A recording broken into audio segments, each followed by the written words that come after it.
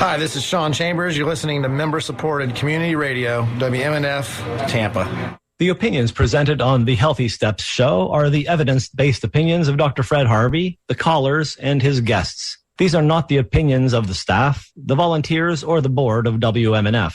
The information provided on the show is not intended to diagnose or treat any disease. There is no implied patient-physician relationship in these calls. The nature of the calls is educational and informational only. Good morning, my dear listeners. It is sweeter than an angel's smile to be here with you in the studio on this glorious Monday morning. You are the best, my friend, because you keep your dial tuned to WMNF Tampa, your resistance radio station from Tampa Bay to the Gulf of Mexico, and the only community-supported radio station that Lady Glencora would ever stream. And you can stream us as well at WMNF.org. My little rays of sunshine. This morning, Dr. Harvey has gifted us with another Ask Me Anything Monday component of the Healthy Steps radio show. So, make no mistake about it, you know what has to be done here. It is incumbent upon you to participate in today's show. Just call in with your medical questions or concerns by dialing 813-239-9663. Again, that number to call is 813-239-9663.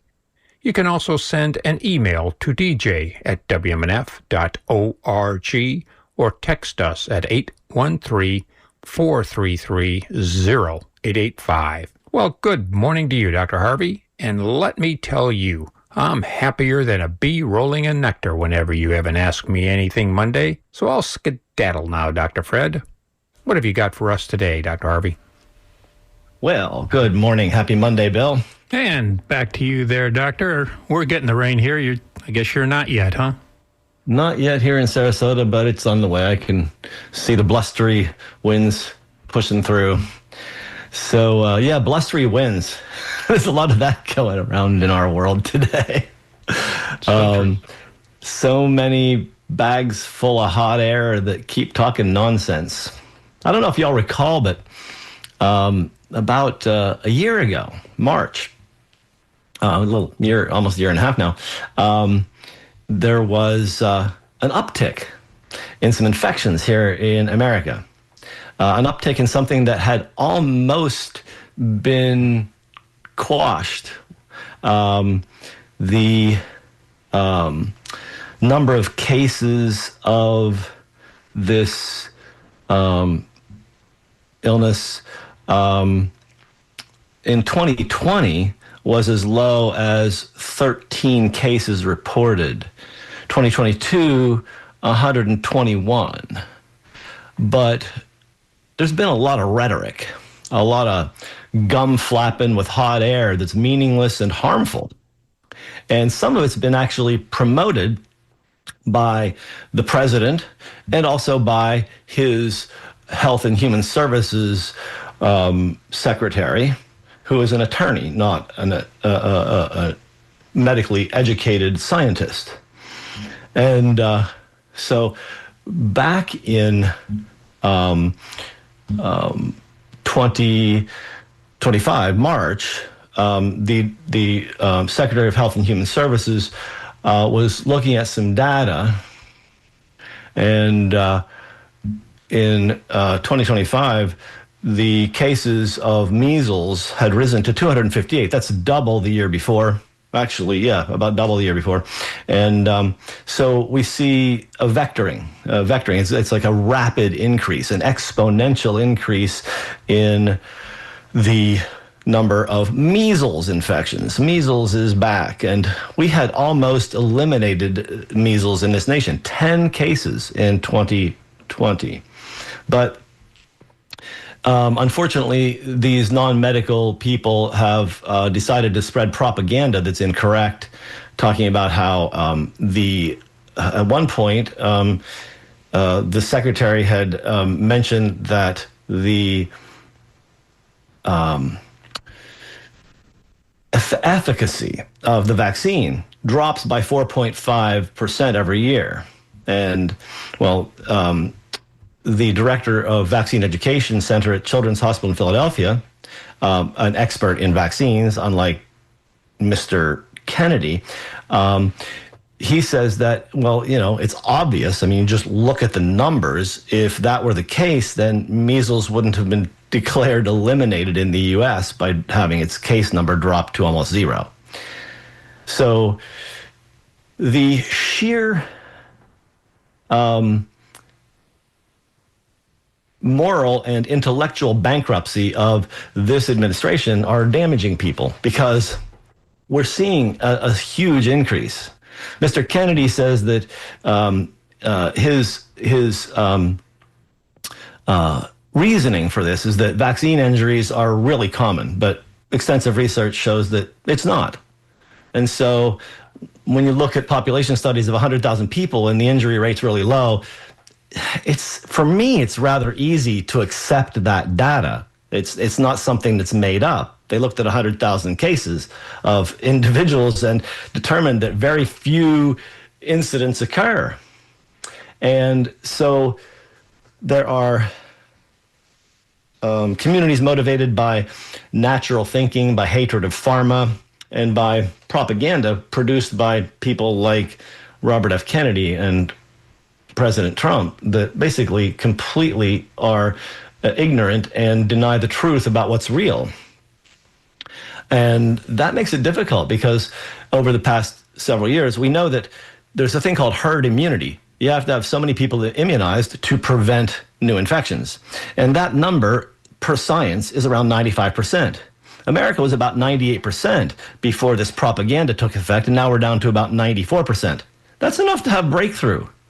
And so what we're looking at is a human anti-health or an anti-human health services administration, because this information is so crazy. Kennedy claimed that vaccination is a personal choice because it's very difficult for a child to die of measles. Well, not that many do die, but when they do get it, they can have serious lifelong consequences, brain damage, etc. Encephalitis just will devastate this small individual forever. And it's really sad that we're seeing more and more people getting infected at a time when we see less and less attention to actual human health from this administration. So many cuts have been made in access and in coverage. I don't really think that the Unaffordable, Unsustainable Care Act is an effective legislation, but it did have more people getting access. And the suggestion that kids get too many vaccines is rather stupid, because what we see is that it prevents long-term illness in these kids. And the last year that there were this many cases, last year is the last one to be actually fully counted, obviously. 2,289 cases. This is greater than was recorded in 1991, that long ago. And so far we have 2,371, more than last year. And so what I think is actually rather amusing and sad at the same time is that Kennedy was invited to participate in an interview with Dana Bash on CNN, and she invited him to use this bully pulpit to directly talk to parents as the school year approached. And the secretary made a statement that parents should get their children vaccinated for measles. He said, a measles vaccine is effective. It stops measles in about 97% of the cases. People should get vaccinated. And later in the interview, he added that people should get the combined MMR vaccine because this is really the only one that's available, actually. I don't think you can get a separate measles vaccine any longer because the other two are also very devastating illnesses for pregnant women. Children will come out deformed or die. And so the absolute nonsense of the previous statements by Kennedy and by Trump and by many other people that have increased vaccine skepticism and people actually avoiding it for their children is resulting in major health problems.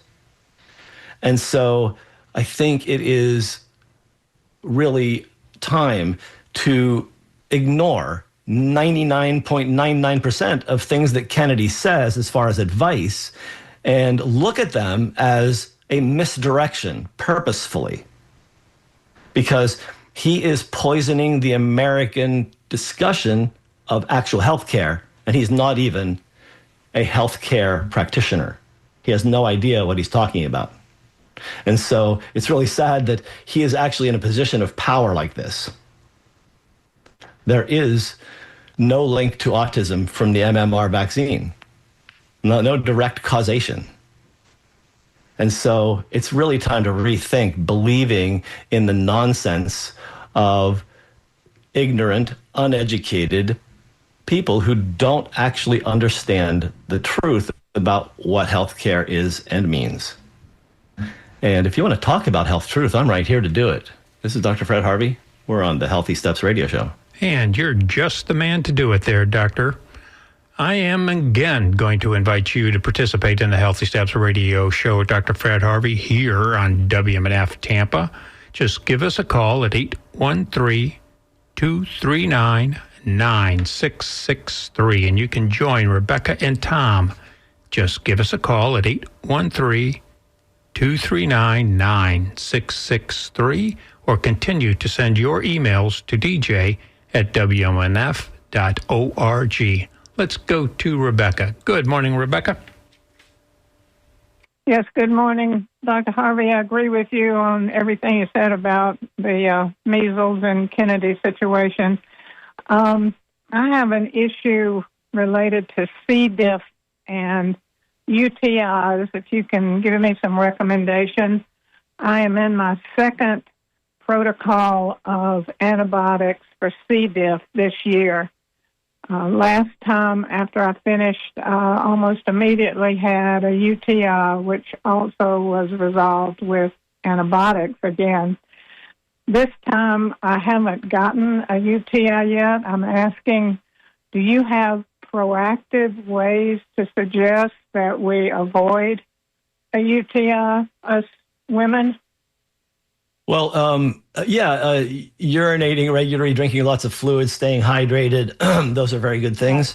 Right. Using some cranberry extract might help. It has something in it called, I believe, ellagic acid that keeps the bacteria from adhering to the wall of the bladder. But you're starting with C. difficile. Did the C. difficile come after treating a urinary tract infection, or was it the other way around? It's the C. diff was first. Okay, so let me explain what C. diff is. C. difficile is a bacteria that overgrows in the gut when your microbiome is disturbed, and antibiotic use can actually cause a opening for the C. difficile to party in your belly. And that's not a good thing because it can actually kill. So C. difficile is often treated with antibiotics because it's a bacteria. And sometimes then the antibiotics create more problems, such as yeast overgrowth and vaginal yeast infections and things like that. So has anyone recommended to you to use anything other than antibiotics to keep the C. difficile away? No, I think that when I got a second case of it within 6 months, it kind of freaked the doctors out, and it was a pretty bad case, and they didn't feel like there was any alternative other than the antibiotics. Vancomycin is what I'm on, which is a 70 pills over 38 days. It's been an amazing protocol. It appears to be working as far as the diarrhea and the way my stomach feels. I don't know if the UTI was a result of that because obviously the antibiotic is going to different places in the body, and I'm I'm very well aware of the need to replenish with probiotics, but the doctors are saying at this point, don't take probiotics while you're taking antibiotics. There's kind of a redundancy, and your antibodies will kill the probiotics, so you'll need to wait until after I finish the protocol. I do not have yet a UTI. I have this feeling that is a sensation that I'm trying to ward off. Right now, I think the cranberry juice is too acidic for my gut. My gut is. I wouldn't take cranberry juice because there's not enough of the chemical in cranberry juice, and you get a lot of sugar. Cranberry extract in a capsule is much easier to utilize. And so I'm sad. I'm really sad that your practitioners don't understand the difficult problem you have in your gut, because the probiotics actually help. And there are two types that actually help. And one is actually studied more than the other. One is called Saccharomyces boulardii. It is a nutritional yeast, and it is known to consume C. difficile toxin that causes the diarrhea, and it's known to consume C. difficile itself.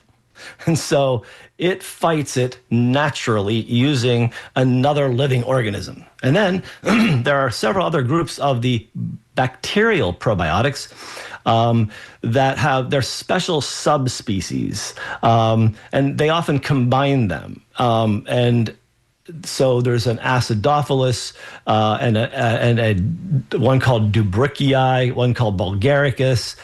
There's an L. rhamnosus. And that actually, L. rhamnosus is something to avoid. If you see that anywhere, that was associated with increased recurrence.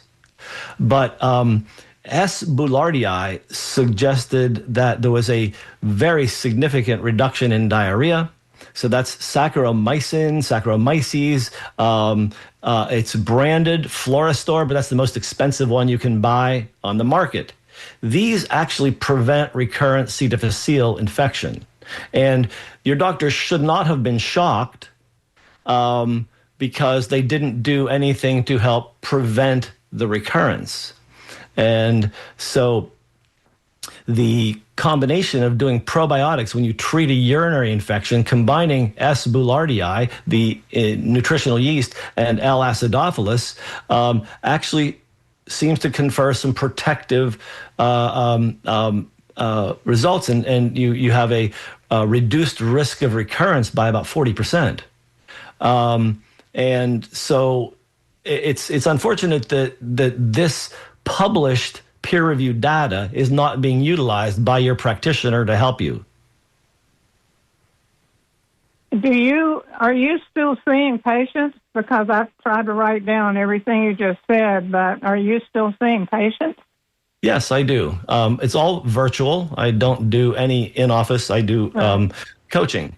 But I think you could easily go search for preventing C. diff with probiotics online and find some of those strains locally. And then you could actually go talk to a gastroenterologist possibly. But you're on the right medication at this point, having failed a previous one. Vancomycin is one of the ones they go to next. So I hope you're getting better, and you might want to consider adding probiotics that don't include one called Lactobacillus rhamnosus, rhamnosis, or US, sorry. Is that the kind of thing you would find in yogurt, or? That's the kind of thing you find on the shelf in a good pharmacy or a doctor's office that has really high quality supplements. Okay.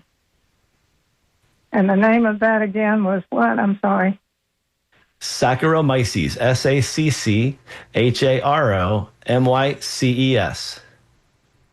Okay. All right, I'll look for how to talk to you virtually.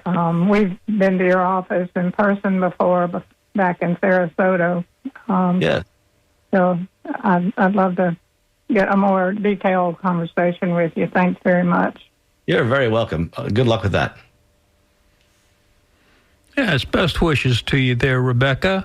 And I've got Tom and Ben in the queue, but You're welcome to join us on the Healthy Steps Radio Show with Dr. Fred Harvey by giving us a call at 813-239-9663. Joe is in the command room answering the phones today, so give us a call at 813-239-9663 or continue to send your emails to dj@wmnf.org. Good morning, Tom. What have you got for us?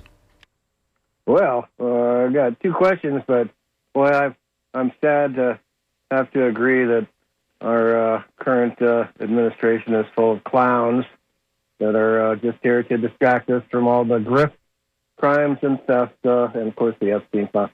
Anyway, I have a 3-year-old granddaughter who has a probable UTI. She's got a doctor's appointment tomorrow. But in the event that she is diagnosed that way, do you recommend anything for small children for either correctives or preventatives for UTIs? Aside from the water, I mean, I heard what you said, but if you could just focus on small children on that. Yeah, so I'm a geriatrician, but I trained in all of this. My common sense thinking and clinical information regarding urinary tract infections in children, they're not common. Mm-hmm. They often mean that there is some sort of anatomic issue in the urinary tract, especially if they're recurrent. If it's only one, that's a good question. But I think that any urinary infection in a young person really needs to be evaluated deeply and not just treated as a one-off urinary infection because they're just not that common. Gotcha. Well, I will look into that diagnosis very carefully. And thank you.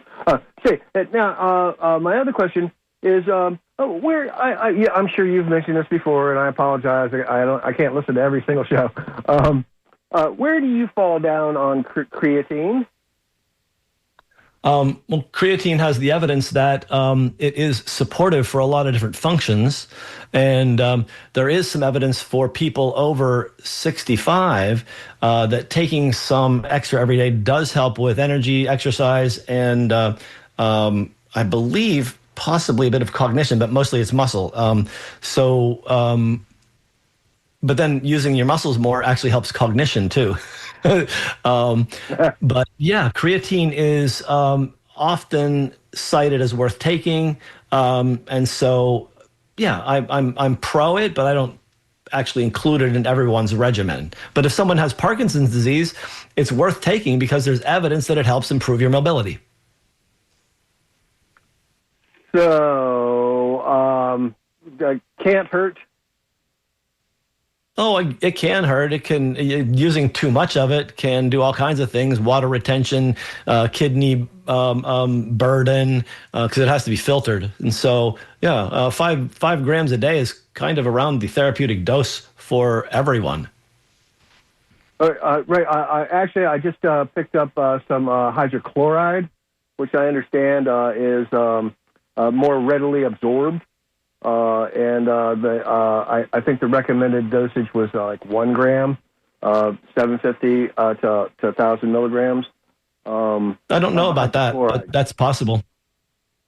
Right.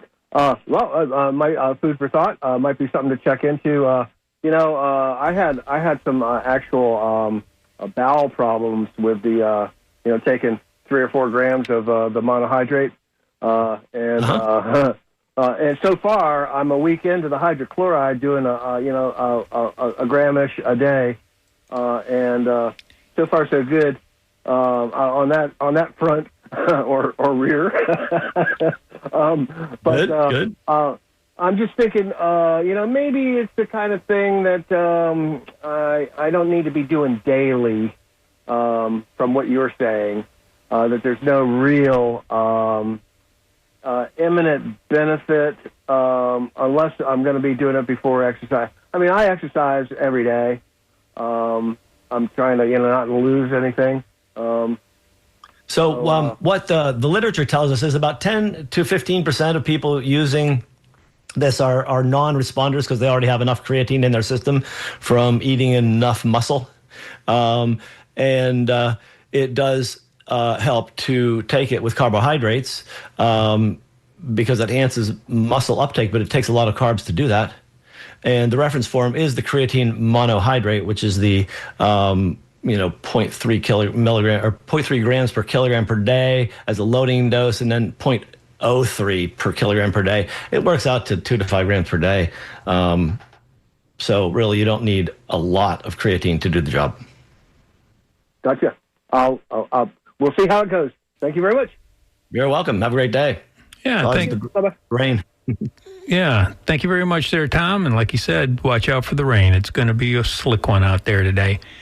I've got Ben, Anonymous, and Nina in the queue. So let's go to Ben in Clearwater. Good morning, Ben.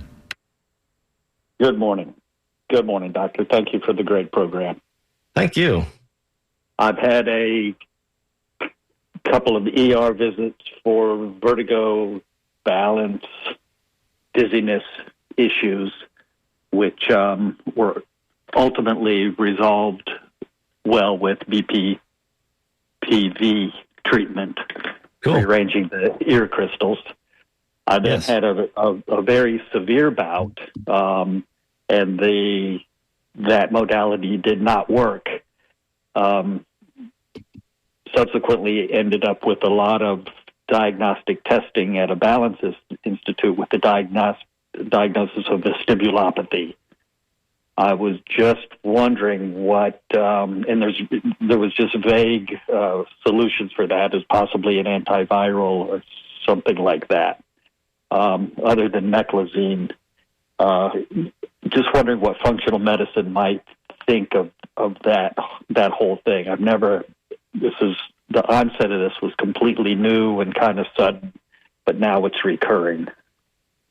Yeah, so it sounds like you may have actually really had a benign positional vertigo with misalignment of your inner ear crystals. But the fact that it came back and didn't respond to more treatment does sound like you do have possibly some neurologic issues going on there. You may actually, there's suggestion that even persisting with more vestibular rehab could be effective. But from the functional medicine standpoint, the inflammation could be involved here. And the clinician that suggested that may be a virus involved, that is something that we've thought about for decades regarding this. An acute viral illness sometimes results in a vestibular neuritis, which is the ear nerve that deals with balance. And so you may end up with ongoing issues. So possibly looking for an inflammatory source or doing things to reduce inflammation, like adding fish oil and other antioxidant supports, you might find that you get an improvement there. Yes, it does seem to be coinciding with the development of like osteoarthritis as well, which I know is inflammatory.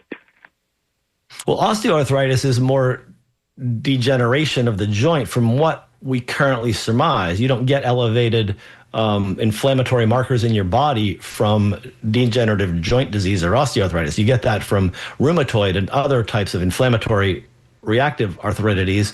But this is possibly due to a smoldering chronic inflammation. It could be a deficit of omega-3 fatty acids. It could be an excess of omega-6 fatty acids. It could be a lack of antioxidant support, a lack of certain B vitamins that help with detox pathways. There's a lot of different things that doing a metabolomic test, like the NutraEval from Genova Diagnostics, can shed light on in your metabolism that is never looked at by general Western medicine. I would suggest go get an omega-3 test as an easy one. You could get either ordered by yourself at any lab test now, or ask your doctor to order one. And that's at Quest. You can get an omega check, and if you're deficient, there's a perfect place to start rehabilitating. Perfect. Okay. Good. Best wishes, Ben. Thank you, sir. Have a great day. Absolutely there. And let's go to Pinellas County. Good morning to you. How are you today? Great, thank you. Hope everyone there is doing great. I so enjoy the show. I'm a newcomer to it, and it's kind of right up a lot of my alleys. Wonderful. I have a couple of points I'd sort of like to bring up and would love for Dr. Harvey to weigh in on. One, inspired by the first caller about UTIs, and this is something that I've come to understand for myself over the years. Two things, actually, but the main thing for the UTIs, reducing our sugar intake, and I mean sugar from everything, from fruit that we eat, from anything that we read on a label, perhaps. I think it helps tremendously for not only our urinary tract, but, for the functioning of our whole bodies. Also, Agreed. Reducing salt. I want to put this in as a sort of aside. I think I've found that as someone in their 70s and having gone through menopause, I still can get what some people might call night sweats by having eaten too much salt. So I've worked over the years at reducing my level of salt intake, particularly from products, from processed packaged products. But, I don't use a salt shaker anymore. But anyway, for that, maybe I should pause at that, Dr. Harvey. I think it's important that we pay more attention to the sugars that we have in our diets, in our different foods. And as far as cranberry is concerned, I, too, take the pills if I feel like I'm getting something that needs to be knocked out in a heartbeat. I quit on any of there's an unsweetened cranberry juice, usually more in health food stores. They might be on the regular market if someone were going that route. But I agree with you about taking the capsule supplements work a lot better. I'll pause. Okay. So, I agree with you that in general, reducing sugar intake is really a good idea for your body all over in general. But there's no real proof that it actually reduces recurrent urinary tract infections. However, it may. Nobody's ever studied it. And so we can't say this is going to be a good intervention, but I don't see a reason to continue large intake of sugar-sweetened beverages, et cetera. So Right. Now, there have been people that talk about D-mannose, a sugar that has been used as prophylaxis. But a recent randomized controlled study actually compared fructose and mannose. Fructose is an absorbed sugar that actually metabolizes. D-mannose comes in and it just goes right out in your urine unmetabolized. And it supposedly was preventing the bacteria from adhering to the urinary tract lining, but fructose and mannose were equal in its prevention, and it didn't. And so there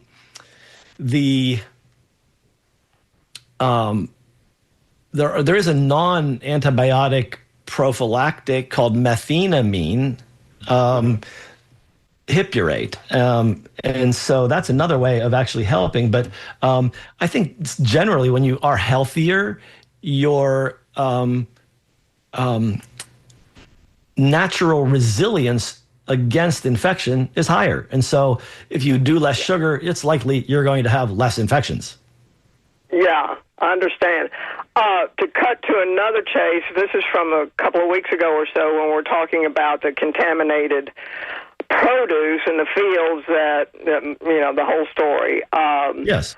One of the things you started talking about organics, and I'm a pusher for organics. Yes. I still consider that it's one of my insurances. It's a central preventative thing that I got to the point over the years, and it's been a few years now. I will not buy produce unless it's organic. Unless it has an organic label. Now, everything's not foolproof, but it ups my possibilities. And also, when it comes to, there are organics that have been found yes, we can contaminate everything on this planet. Like salad lettuces and things like that. That's understandable about washing them and all. But overall, I would love for more people to understand that when you're talking particularly about costs compared traditionally grown or whatever it's called and organics, that little extra cost, and sometimes it's not that extra in some produce products, that little extra cost is going to help you have probably lower medical bills in the long run. That's quite possible. But, there is a significant cost to doing organics, and you don't have to use everything organic. The Environmental Working Group has done a really nice job of providing us the Dirty Dozen, which is like 15 now, and the Clean 15. The Clean 15 are those fruits and vegetables that don't get sprayed, don't need to be sprayed, or the spray doesn't actually penetrate their husks and hulls. Avocados don't get eaten by most pests. Birds might do it. And maybe some tree rats or something. But onions, garlic, they don't get sprayed. No pests eat them. And so you can make good choices for organics and non-organics by making the selection based on data, and that way you can save some money. I agree that organic is the way to go because you want to reduce your total toxic burden, because the more toxins in, the more disease out. Right. Well, and I also approach organics actually not so much as what's on the surface, like got sprayed, but what's in the soil. Yes. And what gets put in the soil, because that which comes up through the soil, through the roots of any plant, is going to get into our bodies, basically. I mean, we depend on that for all the good nutrients that each plant has. And it makes a difference. For instance, like selenium, there's some places where you can't get enough selenium because of where the plants are grown, blah, blah, blah. I don't really want to go down that alley, but no, it's true. What's in the soil? Washing off the surface, but it's what's inside the particular. Yes, and what's inside is tested, and the USDA tests it, and then the Environmental Working Group looks at it, breaks it down into charts, and then it shows you like avocados don't have pesticide residues, and bananas don't have pesticide residues in their flesh. So those are things you don't have to buy organic. But potatoes, if you don't buy organic, you're eating a fungicide, pesticide death bomb. Yeah. Well, the fertilizers that are added to the soil too, I want it as naturally grown as possible. But regardless of that, it's just the overall product. It's a lot more holistic approach, I believe, than only the surface of things and how things look too. Because that's an assumption too, because what I know about organic versus biosustainable or permaculture agriculture and non-fertilizer agriculture, they've shown that the nutrient value of standard organic and standard conventional food is the same. The difference is the organic has no pesticide residues. But when you go to the biodynamic, sustainable type of agriculture where the land grows and you grow the topsoil while you're growing the plants, you actually have increased yield of nutrients within the plant. Yeah. And they're the most expensive ones, but they're also the ones that are grown locally in your friends' yards. Right. I forgot where else I was going to take. Oh, I wanted, a shout out to EWG. I'd highly recommend people using them on a regular basis for all sorts of. I agree, and I thank you, Anonymous, for your input. But I have two more callers, and I think we should move on. Thank you so much. I'll call back another time with a question I have for you that I'd like to get into. But other callers need to get on. Thank you so much, Dr. Harvey. You're a blessing to us all. Thank you. Thank you very much there. Let's go to Nina in Sarasota. You've been waiting patiently. We're down to about the last 15 minutes of the show. So, Nina and Hannah. Go ahead, Nina. Hi, Dr. Harvey. How are you Hello. guys doing? What's going on today? Quick question. Oh, you can print that Dirty Dozen list off the EWG.org work. I carry it with me in my wallet when I go all the time. Yeah, it's a great thing. Yes. My quick question was, I'm 71. I have a few bulging, like varicose veins behind my knees, and I was wondering, I know there's different, I don't know, I guess I'm wondering what you think about how you treat them, or best treat them, varicose veins. Are you telling me you have a swelling behind your knee, a solid lump, or a soft, mushy thing? What do you got there? It's not solid. It's, it's soft. It's like blood vessels, a couple blood vessels that are becoming, more visible. Oh, okay. So you have some varicosities. Yeah. I had knee replacements too, so I don't know if that makes it worse, but yeah. So mostly, on my behind my knee, it kind of bulges in places. It's not hard or anything. It's just the vein. You can feel it kind of going down my leg. So you have probably some venous insufficiency, some varicose veins there. They are of increased risk for phlebitis and things like that. So you may want to make sure that you move every day and you move every hour. Walking helps to prevent stagnation of the blood there. Fish oil, vitamin C, and eating buckwheat that has the vascular friendly chemical called rutin in it. These are all things that can help to make your system more freely moving and prevent any problems there. If you do get pain in that area and those are inflamed, you really want to get checked because that could be a clot. Okay, and then that would be like a vascular doctor, I guess. Yeah, even your general primary care doctor can evaluate that and recommend appropriate treatment. Okay, all right. Well, I do take fish oil and vitamin C, and I will check. And I do walk as much as I can on my bike. So, okay, thank you. I appreciate that. I'll check out the buckwheat, too. Keep up the good work. Thanks a lot. Bye-bye. Bye-bye. And I've got Hannah in Sarasota, but we've got about 10 more minutes, and I'm going to invite one or two more callers to join the Healthy Steps Radio show today on WMNF with Dr. Fred Harvey. Just give us a call at 813-239-9663. As I say, Joe is commanding the phone booth today, so thank you, Joe. That number is 813-239-9663. Or send your emails to dj@wmnf.org. Good morning, Hannah. What's up? Good morning, Dr. Harvey. Hi. Just wanted to call in and give you a heads up. I had issues with bladder and kidney and UTIs back-to-back for about 3 years. And it went from using the antibiotic to a yeast infection, another antibiotic, and then another, UTI, and it was just back to back, and it went on for 3 years. I tried everything. Nothing worked. All the stuff that you've mentioned, none of it works. At least it didn't work for me, and I spent a great deal of money trying to figure it out. And then I tried homeopathic, and the homeopathic remedy for bladder kidney solved my problem, and I have not had any issues since. But on the homeopathic remedy, it says formulated to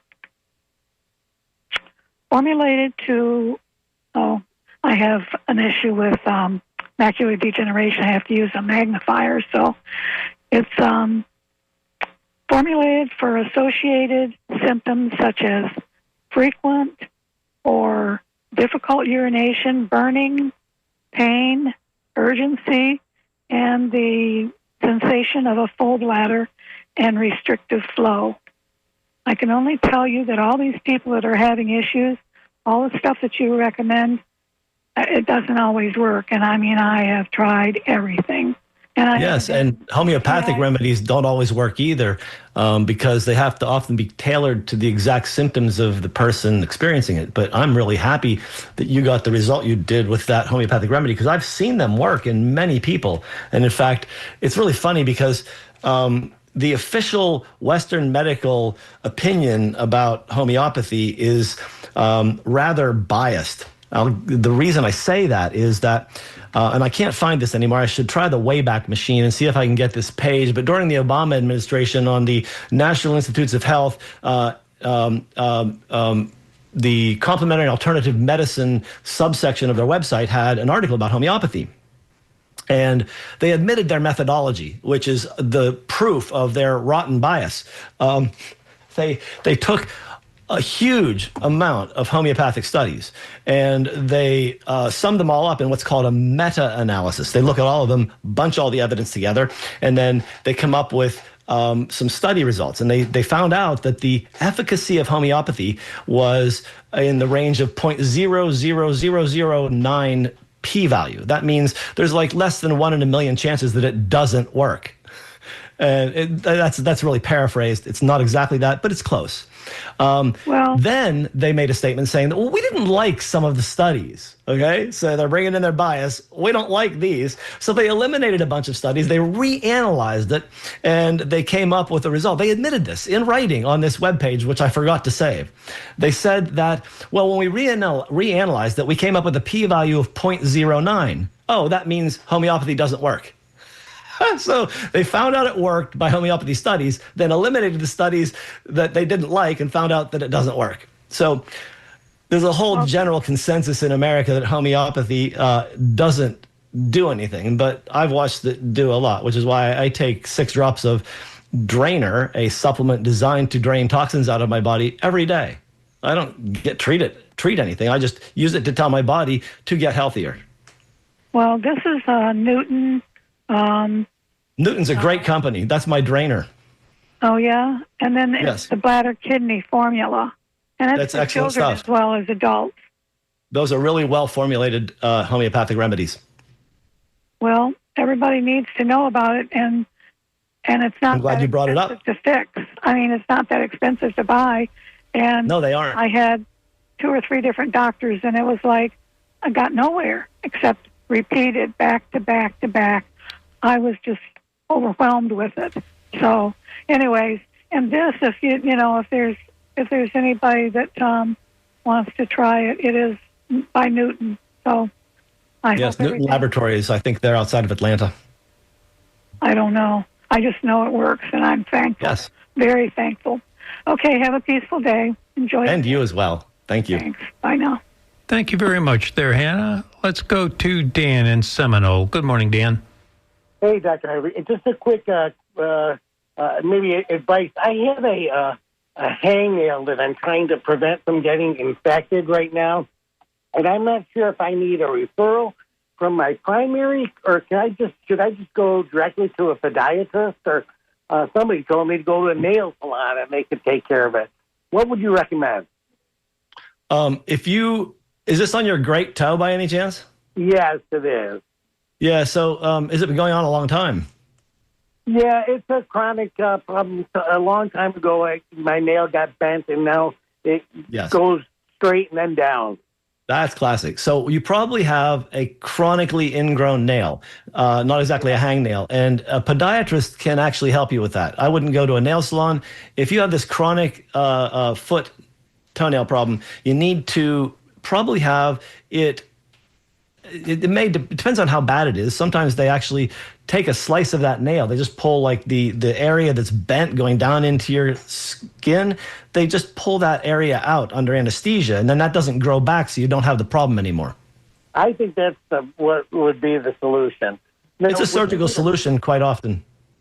Do you need a primary care referral, or just walk into a podiatrist? Oh, I think you just call up your podiatrist unless your HMO insurance requires a referral. Well, I don't, this would be the first time I've ever gone, and that's why... I'll just walk in. Just walk in? Yeah. Okay. Well, thanks for the advice, because I'm toying what to do. I know I got to address it pretty quickly. Yeah, I'd do it, because, that gets really painful. It gets terribly infected and really make it difficult. Yes. All I have to do is touch my toe on something, and it's like, wow. Exactly. Thank you. You're welcome. Bye-bye. So it looks like we're moving over to emails at the moment. Yeah, it's gone dark here, Doc. So what have you got in the email department? Well, the first one I got this morning was, what's my opinion on mRNA vaccines? Well, mRNA gene therapy is something that's been used for 30 years or so. We've been doing it in cancers and all kinds of things. The vaccine use is new. And it seems like they're effective. And now that we have years worth of evidence that they're really actually relatively safe, I'd say if you are interested in using one, it would be worth it because it shows that there is actually benefit from using vaccines. And then what is the best method of detoxifying heavy metals and PFASs from the immune compromised patient?